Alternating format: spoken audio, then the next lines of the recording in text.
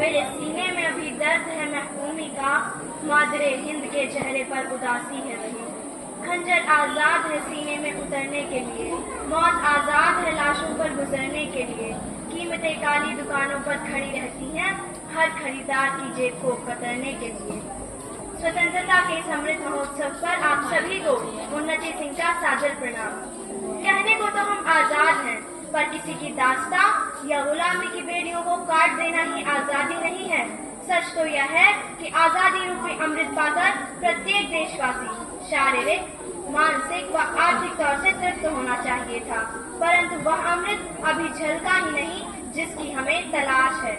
श्रोतागण, दूसरों से आजाद होना बहुत आसान है, क्योंकि वह आजादी बलिदानों की नींव पर टिकी होती है, परंतु अपने अवगुणों, अपनी बुराइयों पर विजय पाना उतना ही कठिन है, क्योंकि खुद से खुद की लड़ाई बहुत मुश्किल होती है।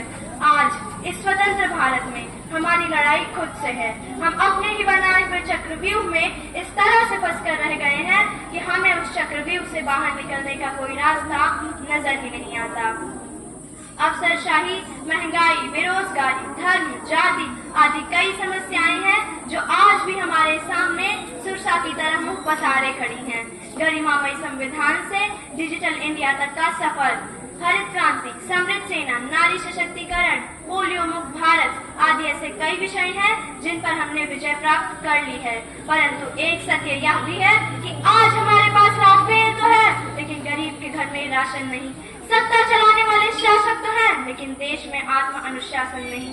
तकनीक तो है, पर पर्यावरण की शुद्धता नहीं। समस्या हर बात से है, लेकिन समाधान देने वाली जुबान नहीं।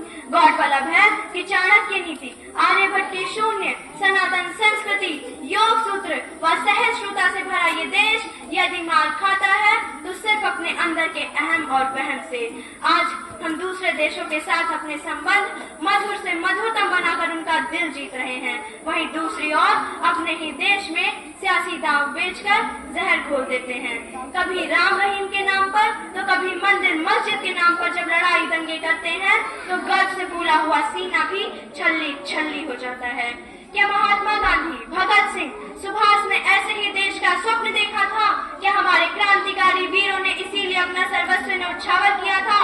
अफसोस की बात है कि रावण का पुतला तो हम हर वर्ष जला देते हैं, लेकिन अपने अंदर के रावण पर कभी विजय नहीं पा पाते। कितना अच्छा होता अगर विरोधी पार्टियां आलोचना करने की बजाय सुझाव प्रस्ताव पेश करके देश, देशवासियों और देश के नेताओं का मनोबल बढ़ाते। मैं मां भारती की बेटी आज बलिदानी शहीदों को साक्षी मानकर आप सबसे यह कहना चाहती हूँ कि आप किसी भी बुराई का गुस्सा नहीं करेंगे। गाँव या शहर की कोई भी बेटी अगर अखबारों की सुर्खियों में आए तो अपना नाम रोशन करने के लिए आए, सिसकने के लिए नहीं। लक्ष्मीबाई, इंदिरा गांधी और कल्पना चावला के रूप में भी मेरा यही कहना है कि पिया है जब भी पानी तो पत्थरों को तोड़कर पिया है। ऐ समुद्र, तेरा हम पर जरा भी एहसान नहीं, जरा भी एहसान नहीं। अंत में मैं यही कहना चाहूंगी कि जिस दिन देश ने प्रतिभा